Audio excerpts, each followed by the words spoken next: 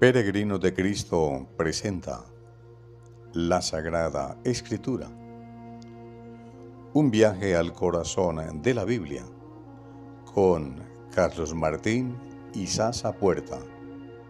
Bienvenidos. En el nombre del Padre, del Hijo y del Espíritu Santo. Amén. Señor, sigue creciendo en nosotros el Caín que llevamos dentro. Nuestro Abel cae permanentemente ante la ambición y codicia de Caín. ¿Cómo vas a ver tú con buenos ojos nuestra superficial e hipócrita ofrenda, reducida a una mera apariencia ritual? Perdón, Señor, por excluir, por empobrecer, por injusticiar, por no valorar ni reconocer, por matar constantemente al justo Abel con nuestros injustos procederes. Y no dejes de protegernos, Señor, que no perezcamos sin recibir de oriente tu luz de lo alto. Amén. Hola, peregrinos de Cristo. Sean todas y todos bienvenidos nuevamente a nuestro encuentro semanal con la Sagrada Escritura, para continuar nuestro viaje al corazón de la Biblia en el Antiguo Testamento. De nuevo con ustedes Carlos Martín y Sasa Puerta, laico defectuosamente al servicio del Señor. En nuestro encuentro anterior habíamos visto cómo la competencia, ojo, palabra clave, se había instalado y tomado posesión del corazón humano y sembrado en él la ambición y codicia por la posesión de la tierra y sus recursos, principalmente el agua, narrado en el escenario del agricultor Caín y del ganadero Abel. Y observamos también cómo es de actual esto, pues es exactamente lo mismo que estamos viviendo hoy por hoy. Desplazamientos forzados, grandes Caínes acumuladores de tierras y recursos, pero que habitualmente viven en barrios de lujo de las grandes ciudades, privatización caínica del agua, etcétera, etcétera. Y además veíamos cómo aquella palabra clave, la competencia, también es tan caínicamente actual, pues hoy el modelo social, político y económico dominante en el mundo, y en Colombia por supuesto, se basa precisamente en la competencia que hace que los seres humanos dejemos de ser hermanos y nos convirtamos en rivales, en oponentes. ¿Acaso tengo que explicar esto? ¿No lo estamos viendo en el mundo entero en general y bien claritico también aquí en Colombia en particular? De hecho, esa es la principal causa del inveterado, histórico y caínico conflicto armado colombiano. El afán de los caínes por poseer y acumular riquezas, poder y placer. Y en ese punto habíamos quedado, alejándonos cada vez más y más al oriente. ¿Lo recuerdan? Del paraíso de la plenitud y la felicidad, del cual fuimos expulsados con justicia. Y cada vez demostramos más y más que lo merecíamos. Y hoy sí que es cierto que lo estamos demostrando, pues el mundo hoy, con su modelo dominante, estimula, algunos inconscientemente, la proliferación de Caínes. Como lo digo, unos por acción, pues su naturaleza es caínica, competidora, acumuladora, y otros inconscientemente o por omisión, pues vemos lo que pasa y silenciosamente lo permitimos. Y hago estos comentarios porque, insisto, como lo he dicho tantas veces en estos espacios, que de nada nos sirve comprender intelectualmente estos contenidos bíblicos si los dejamos en el pasado y como una simple riqueza intelectual, pero no los encarnamos. Si no los convertimos en carne actual, y les recuerdo que Dios en su palabra, en su revelación, no pretende contarnos o entretenernos con historias viejas que le pasaron a gente que ya se murió, sino hablarnos de nosotros hoy. No olvidemos que la palabra de Dios es actual y actuante, y así la tenemos que hacer. O sea, es de hoy, para hoy, y además está viva, se mueve, porque la Biblia, se los recuerdo también, es el segundo libro escrito por Dios según San Agustín, pues el primero y el más importante libro escrito por Dios fue el libro de la vida. De manera pues que, como lo decía más atrás, estamos cada vez alejándonos más y más del paraíso de la plenitud y la felicidad. Cada vez nos autoexpulsamos más hacia el oriente de la oscuridad y aún no amanece. Entonces continuemos pues acompañando a aquellos inquietos agiógrafos del pasado que recibieron la luz inspiradora de la sabiduría que los condujo, no mágicamente, sino a través de la observación de la historia del devenir humano, a traernos una respuesta de parte del sabio hacedor, del dueño de la sabiduría, o sea Dios, sobre las causas de la presencia del mal en el mundo, a ver si algún día logramos entenderlas y somos capaces de revertirlas para poder regresar desde este oriente lejano en el cual nos tiene la competencia, la ambición, la codicia, la división, nuevamente al paraíso de la plenitud y la felicidad que perdimos, y con toda la razón, justamente por permitir que las cosas llegaran a este caínico punto en el que estamos hoy. Entonces los sabios escritores sagrados continúan inquietos por descubrir el origen del mal en una creación tan maravillosa. ¿Por qué esto nos está pasando? Ya expulsados del paraíso de la plenitud y de la felicidad a causa del atrevimiento insolente de pretender ser dioses, redeterminando lo que ya el ordenador invisible, omnipotente y omnisapiente, Dios, había determinado sobre lo que es bueno y lo que es malo. Y ahora, ¿por qué además nos estamos matando unos a otros? ¿Qué ha sucedido en el corazón del hombre que lo mueve a aplastar, a anular, a opacar, a excluir, a matar a su hermano? Seguramente aquellos hombres sabios e inquietos de la antigüedad se sentían como nos sentimos nosotros hoy en medio de este absurdo escenario de muerte que estamos viviendo. Palestina, el Donbass, Somalia, Sudán, Etiopía, Siria, el Congo, Yemen, Myanmar, Sahara Occidental, Irak, Pakistán, Libia, Colombia, etcétera, etcétera, son solo algunos de los lugares donde los Caínes de hoy matan o matamos a los Abeles de hoy, y por las mismas razones que aquel ficticio Caín de ayer mató al ficticio Abel de ayer. Y eso es lo que nos van a transmitir los escritores sagrados.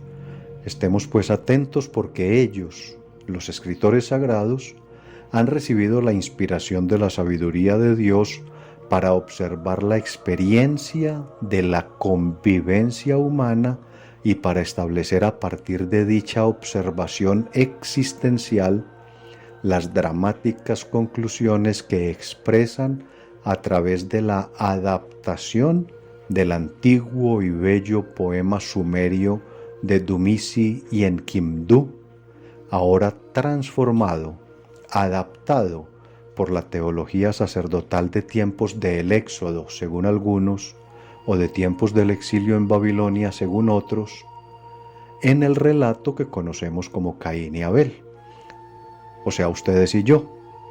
porque nosotros somos los Caínes y los Abeles de hoy. Pero ellos, los escritores sagrados y desde su teología sacerdotal, ubicando todo esto en tiempos de los orígenes del ser humano, gracias a la sabiduría que les es inspirada por Dios. Qué maravillosa inspiración recibieron aquellos sabios escritores sagrados y qué maravilloso trabajo lleno de sabiduría elaboraron y nos entregaron, y que tenemos en nuestras manos ahora. Entonces, pasemos a escuchar qué continúa diciéndonos la palabra de Dios en la continuación de nuestro estudio, tomada del libro del Génesis, capítulo 4 y versículos del 3 al 5. Al cabo de un tiempo, Caín presentó como ofrenda al Señor algunos frutos del suelo, mientras que Abel le ofreció las primicias y lo mejor de su rebaño. El Señor miró con agrado a Abel y su ofrenda, pero no miró con agrado a Caín y su ofrenda. Caín se mostró muy resentido y agachó la cabeza.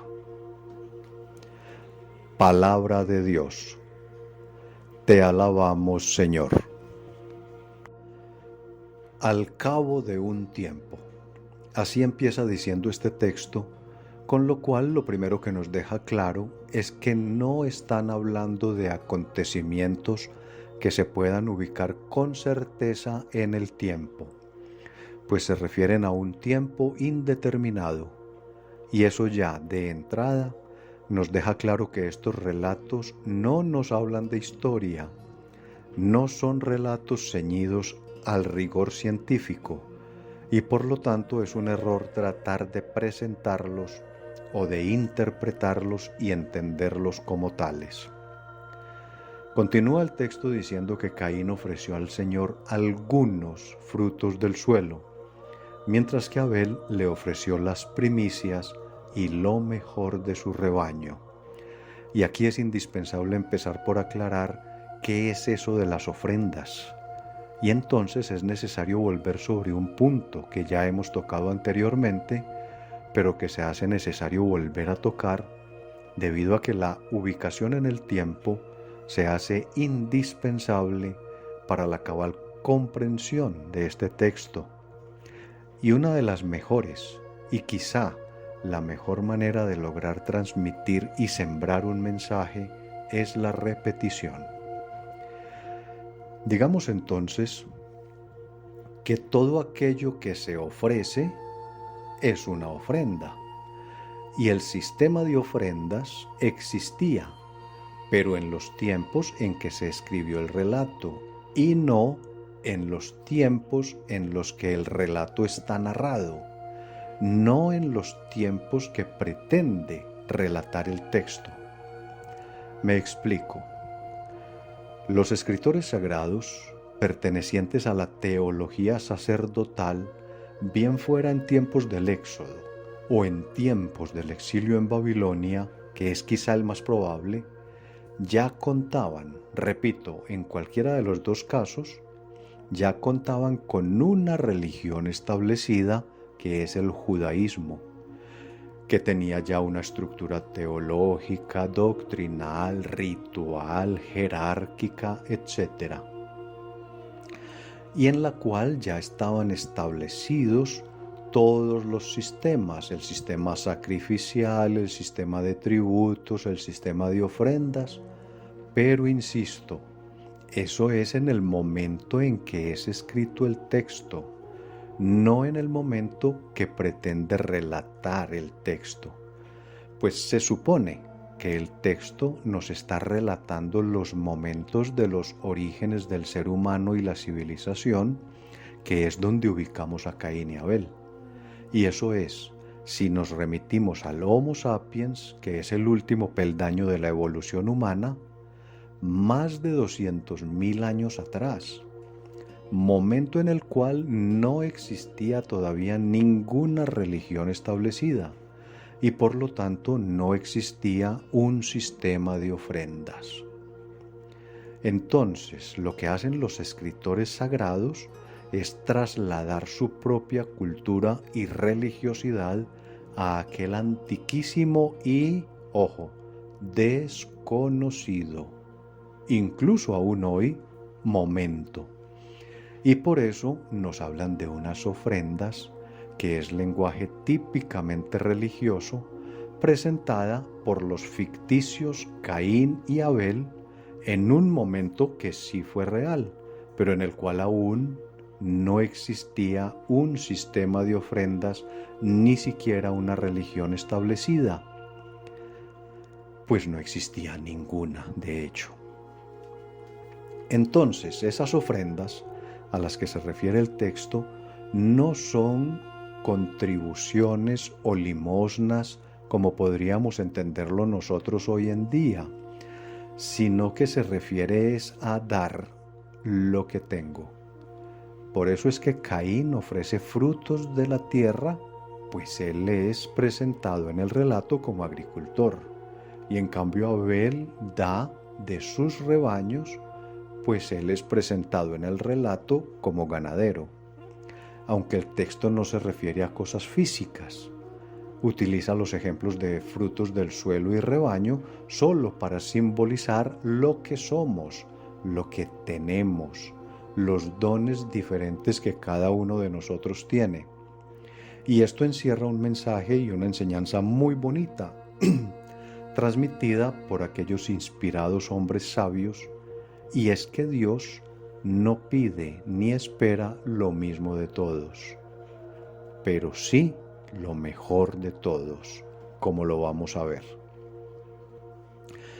Espero que hasta aquí haya sido claro, me haya hecho entender. Pero continuemos. La gran diferencia está en que esos dos seres humanos que Dios hizo tal y como ya lo estudiamos en el segmento La creación, sin privilegiar a ninguno por encima del otro, siendo el mismo Padre, Creador, Protector, Proveedor para ambos, al punto que, y vio Dios que era muy bueno, ¿lo recuerdan? Pues como les decía, de esos dos seres humanos, hermanos, iguales y con la misma capacidad de dar, de ser lo mejor de lo mejor, ahora uno sí le ofrece, o sea, sí se comporta a la altura de lo que Dios quiere y espera. Por eso dice el texto que ofreció las primicias, o sea, lo primero, eso significa primicia, y lo mejor de sí, de lo que tiene, de lo suyo, mientras que el otro solo ofrece, o sea, solo se comporta mezquina y ambiciosamente, reteniendo para sí lo que puede soltar y que Dios desea y espera que suelte, pero él no lo hace, pues solo da de sí mismo algunos frutos de los tantos que puede dar, tacañamente solo algunos, no los primeros ni los mejores, como sí lo hizo aquel que el relato identifica bajo el nombre ficticio de Abel. Entonces nosotros, los Caínes y los Abeles de hoy, por favor, no olvidemos llevar esas pequeñas o grandes, ojalá, ofrendas materiales que llevamos al templo, pues hay muchos hermanos que las necesitan. Entonces continuemos haciéndolo y aumentémoslas. Pero lo que el texto quiere enseñarnos es a ofrecerle a Dios, o sea, y eso se hace en la vida, que es el primero y el más importante libro escrito por Dios. Recuerdan que eso lo aprendimos de San Agustín. Es a ofrecerle pues a Dios lo primero y lo mejor de nosotros mismos. No es solamente las limosnas o las ofrendas que llevemos materiales. Es lo mejor y lo primero de nosotros mismos. Eso es, por ejemplo, la búsqueda de la verdad y la lucha por la justicia, que eso es lo que muchos años después Jesús llamará el reinado de Dios. Así lo llamará Jesús en el Nuevo Testamento. Un reinado donde lo que mande, lo que gobierna, sea la verdad y sea la justicia.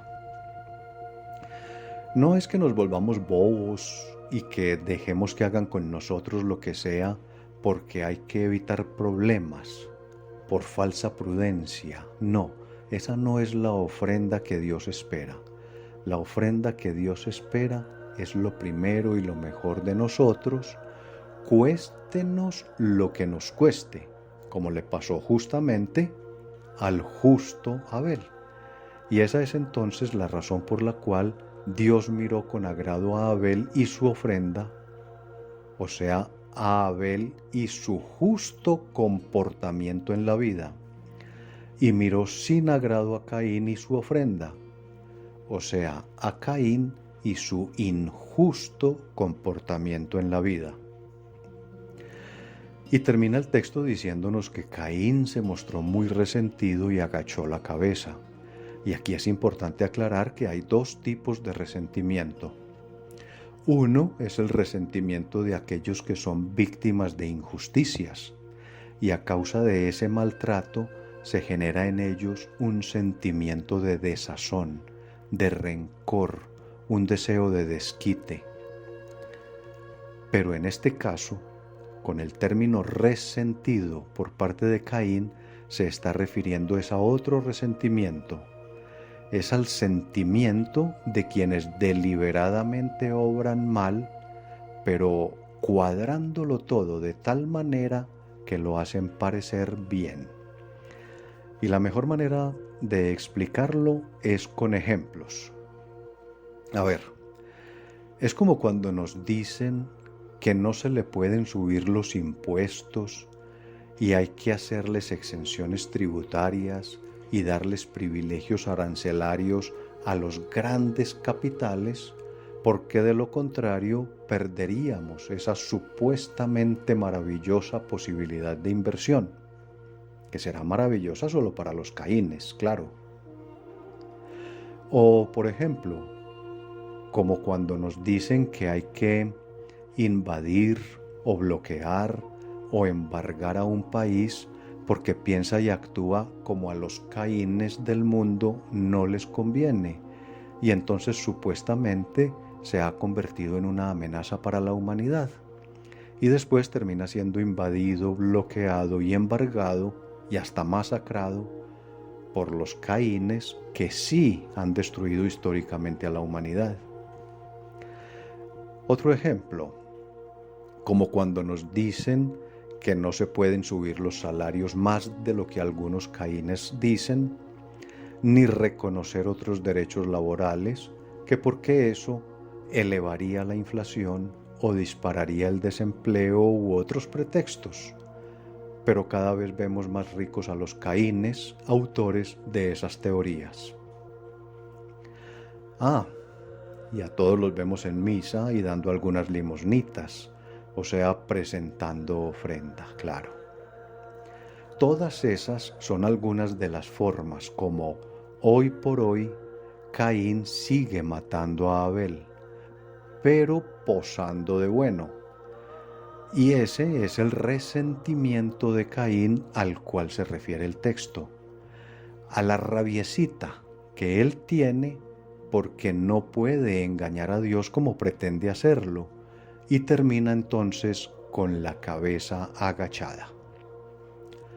Entonces, con Abel aprobado por Dios y Caín cabizbajo y ya puesto en evidencia frente al Señor de la verdad y la justicia, nosotros, las y los Caínes y Abeles de hoy, nos volveremos a encontrar aquí, en Peregrinos de Cristo, en una semana, para conocer qué pasará entre Dios y Caín y para descubrir qué más misterios tiene Dios para revelarnos. Hasta entonces, peregrinos de Cristo, gloria al Padre, gloria al Hijo y gloria al Espíritu Santo.